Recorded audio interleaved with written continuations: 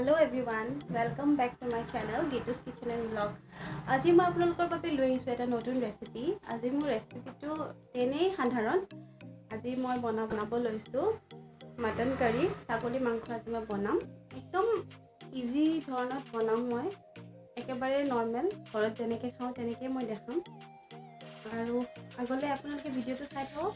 এতিয়া ৰেচিপিটো আৰম্ভ কৰোঁ। এয়া মই লৈছোঁ ছাগলী মাংস। মই লৈছোঁ 500 গ্ৰাম মাংস।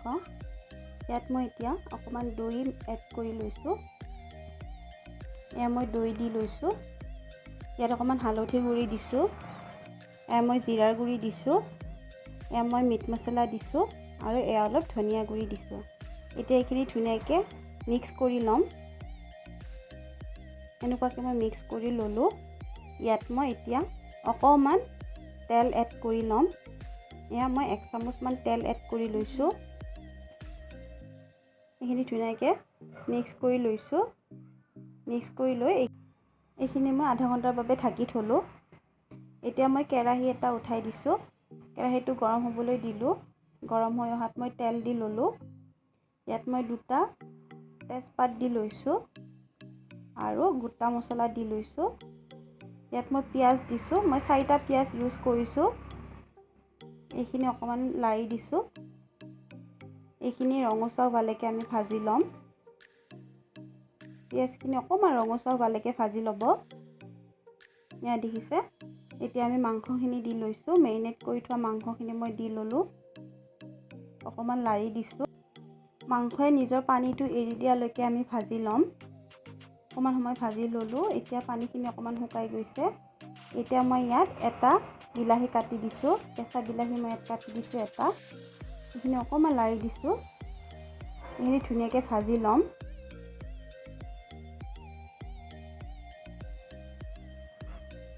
এতিয়া মই ভাজি লৈছোঁ।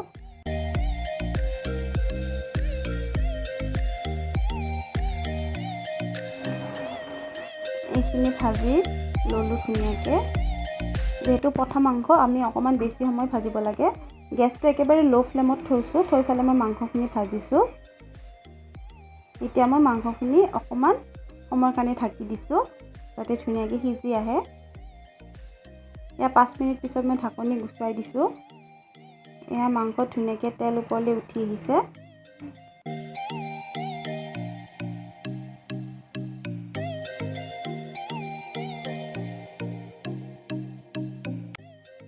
এয়া মই অকণমান চেনি দিছোঁ, একেবাৰে অকণমান।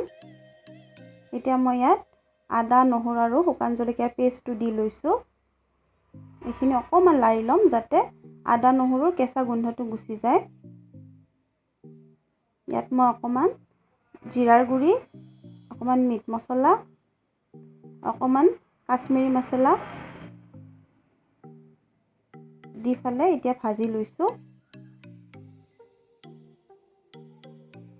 ইয়াত মই ভাজি থোৱা আলু 2টা দি লৈছোঁ। মই আলু 2টা লৈছিলোঁ আৰু আলুখিনি মই ভাজি লৈছোঁ। ইয়াত মই দি পেলাই ধুনীয়াকৈ এইখিনি গোটেইখিনি এতিয়া মই মিক্স কৰি ল'ম। ইয়াত অকণমান পানী দিছোঁ যাতে মাংসটো কেৰাহীৰ তলত লাগি নাযায়। ধুনীয়াকৈ ভাজি লৈছোঁ।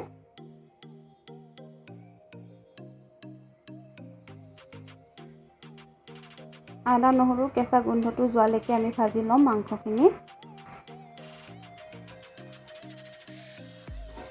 এয়া মই অকণমান সময়ৰ কাৰণে ঢাকনি দি লৈছোঁ। এয়া মই ঢাকনি গুচাই দিছোঁ। মাংস ধুনীয়াকৈ সিজি আহিছে। কালাৰটো দেখিবলৈ বহুত ধুনীয়া হৈছে। অকণমান আকৌ পানী দি লৈছোঁ যাতে মাংসটো তলত লাগি নাযায়।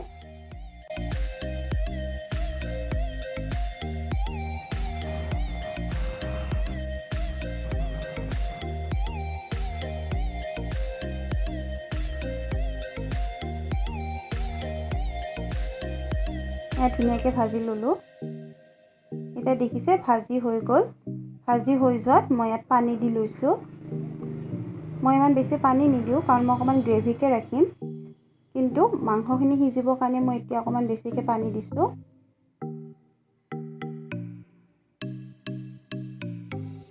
এতিয়া মই 10 মিনিটৰ কাৰণে ঢাকনি দি ল'ম। অকণমান লাৰি দিছোঁ।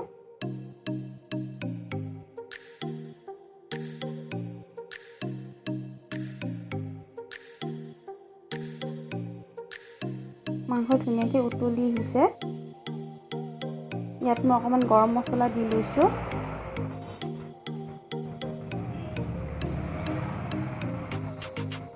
অকণমান লাৰি দিছোঁ মই মাংসখিনি।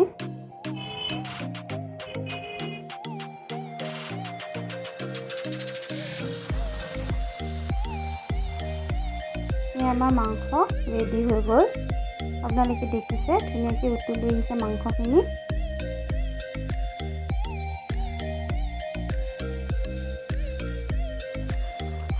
ইয়াত মই অকণমান গৰু ঘিউ দি লৈছোঁ। গৰু ঘিউ দিলে সাধাৰণতে মাংসৰ টেষ্টটো ধুনীয়া হয়। মই আধা চামুচ গৰু ঘিউ দিছোঁ, বেছি দিয়া নাই। এতিয়া এইখিনি ধুনীয়াকৈ লাৰি লৈছোঁ আৰু মই গেছটো অফ কৰি দিছোঁ। এনেকৈ দেখিছে মাংস ধুনীয়াকৈ উতলি আহিছে, গতিকে মই গেছটো অফ কৰি দিছোঁ আৰু আমাৰ মাংস খাবলৈ ৰেডি।